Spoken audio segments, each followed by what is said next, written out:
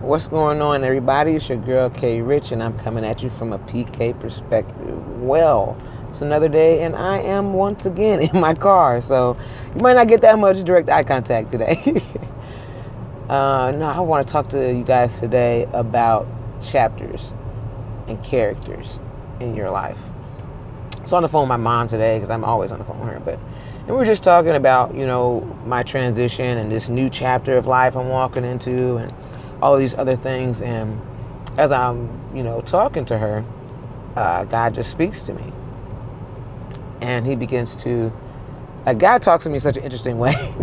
Just tell me, talk to me about this chapters in my life. Because when people talk about, I'm in this new chapter, they put it in a place of like leaving something behind, or something was horrible, so now I'm moving on to this new chapter in my life where it's just going to be, blissful, and I'm leaving that old me behind, and all of that good stuff. But sometimes the new chapters in your life aren't because of what just happened was bad.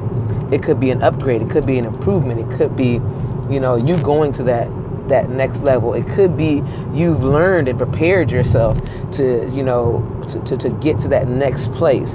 And it doesn't always mean that you're having to drop everybody or drop everything or leave it all behind just to get to this new place. And with me, I've really had heartache and gone back and forth with God about the people, the characters in this book of my life, and not wanting to leave behind or,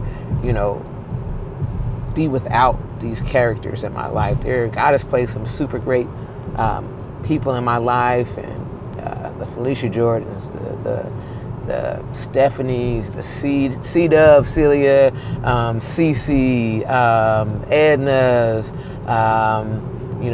Kiana's in my life that, have just been so much, and I really have been struggling with leaving Michigan up to a point, because I didn't want to lose these people because of the intimate relationships that we've established. And God was like, when you're reading a book and you finish one chapter and you're going to the next chapter, all of the characters don't disappear or die off. Some character stories may end, but they're still mentioned throughout the book. And a lot of times the same characters are still there. The same characters are in the next chapter. It may break down, one individual character in this chapter, and it may, associate another character in this chapter, and they may bring in somebody new. But everybody doesn't just die off from chapter 1 to chapter 2 or chapter 30 to chapter, 31. They carry over. And just because you may be walking into or opening up a new quote unquote chapter in your life, it doesn't mean that you have to cut everybody out, or that everybody drops off, or that everybody dies off, and that we're a part of that old chapter. And that old chapter doesn't have to, and it's not necessarily a bad chapter. It doesn't have to be a bad chapter. It could really be what catapults you into, the climax of the book. It could be what shoots you onto another level in that book. And so he's just kind of telling me to change my perspective on this new chapter and this new assignment, and the new things that he's doing and the new things that he's propelling me into. I'm more prepared than I was. I'm a better person than I was. I know myself much more than I did. I've gone through a lot in this chapter that I'm coming out of. And no, I'm not perfect, and no, I'm not, without flaw, and no, I'm not fully developed into the dope, amazing woman of God that, I'm going to be. But I've gleaned a lot from this chapter. I've matured a lot. I've established great friendships. Some friendships are in trial and tribulation. Some friendships and the relationships have ended. It's such a mix of things. And, as you're going through your life and you come to points of new chapters or new experiences, First of all, enjoy it. Enjoy the transition. Allow God to do what he does as you do what you're supposed to do. Because we know faith without works is dead. So, let your faith create your works. And don't do it, just for the works, but do it because you know and you believe and you trust in God. Like, when you get to that point, I'm kind of starting to see the differences, because the fact that I trust God, not the fact that I know what's going to happen, and the fact that I know I've done my part when it comes to obedience and when it comes to my prayer and my fasting, like, there's nothing else for me to do. So I'm not stressed. That's, to me, is where the peace comes from, knowing that I've done what I'm supposed to do, and if God has said, then it's on him. It's not on me to work it out, and I can't work it out. It has to be worked out through his hands and not my own. So that's key. Another thing is, cherish the people in each chapter.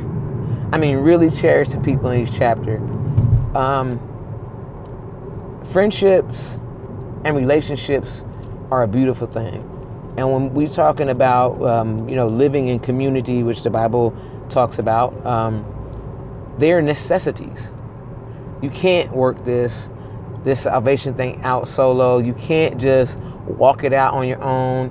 You can't, survive everything by yourself. And God has not designed you to do so.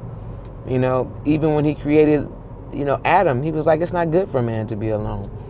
And when I say it that way, I mean as in mankind, not, husband and wife, but just mankind. Like, even he's not alone. He's triune, right? He's Father, Son, and Holy Spirit. And, we have to cultivate relationships and friendships, and they're important. And, like, there's nothing more dope than a real friend, a real homie, a real somebody in your life who loves you just for you, who's good with you, and it doesn't need anything from you, doesn't want anything from you, but they just enjoy you as who you are. And that's why people are like, marry your best friend or all that. Like, there's nothing more amazing than a dope friend, a best friend. And if you've had a real friend, or if you have one, you know what I'm saying? And if you haven't had one, man, you're missing out. But cherish those relationships and allow them to be what they are meant to be in God's sight. Don't let anything come in between it. Don't let anything pervert it. Don't let anything, divide you. Don't let anyone come between y'all. Like, really cherish friendships. And it's okay to have more than one friend. Like, you're cool having more than one friend. I'm trying to learn that, because I'm not really, I don't even know what you want to call that, but my trust levels are. So when it comes to sharing, in depth with who I am, or those parts of me, I'm very, that goes into, old hurts or things that have happened in my life. So, but even in that, I'm allowing God to heal me so that I can let those people in who he has desired to be in my life.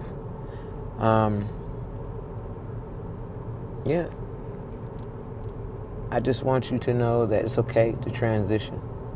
And that just because you're transitioning doesn't mean somebody failed. Doesn't mean that you did something wrong. It doesn't mean that the old chapter just needs to be wiped away. Any of that. It just means that you're on to something else. You're on to something new. You're on to something different. And it doesn't mean that everyone gets thrown away. And don't try to frantically save every piece, because some things do need to fall away. And sometimes things need to fall away so that God can take it, clean it up, make it new, and give it back to you. And don't be afraid to let things go into his hands. I'm learning that there are so many levels to love. And, there's so many ways to love. And so be wise on how you love, who you love, because you can't love everybody the exact same way. You can't expect that what you do or what you might deem is good to go is in someone else's mind what they are willing to receive or what they may or may not need. So, you know, ask God, even in friendships, relationships, you know, God, show me how to love this person, that they can receive it, so that they can see not just me, or sometimes not even me, but that they can see you in me, and that type of love, you know, that you give in me. So, I mean, don't get so stuck on the chapters and the characters in the chapters that you don't enjoy the process of the transition, that you don't enjoy going to the next chapter for, you know, fear of losing what was in the last chapter. And don't be so quick to throw everything away from, like, don't burn your bridges. Please, don't burn bridges.